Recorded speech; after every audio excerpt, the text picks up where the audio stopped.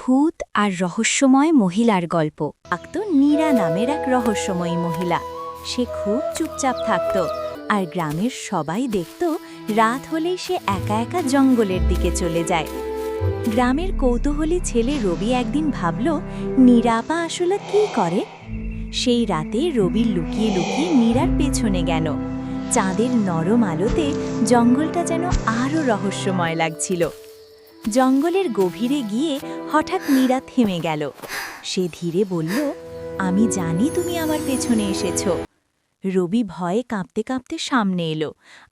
আপা, আমি শুধু দেখতে চেয়েছিলাম। ঠিক তখনই গাছের আড়াল থেকে সাদা একটা ছায়া ভেসে উঠল, একটা ভূত। রবি ভয়ে চোখ বন্ধ করে ফেলল, কিন্তু একটু পর যখন চোখ খুলল সে অবাক হয়ে গেল। নীরা একদম ভয় পাচ্ছে না, বরং সে হাসি মুখে বলল, তুমি আবার পথ হারিয়ে ফেলেছ। ভূতটা আসলে ভয়ঙ্কর ছিল না, সে ছিল একটা পথ হারানো আত্মা, যে নিজের জায়গায় ফিরতে পারছিল না। নীরা প্রতিদিন তাকে সাহায্য করতে আসত। নীরা মিষ্টি করে বলল, চলো আমি তোমাকে আজ আবার পথ দেখাই। রবি ধীরে ধীরে ভয় ভুলে গেল। সে বলল, আমি কি তোমাদের সাথে যেতে পারি? নীরা হেসে বলল, অবশ্যই।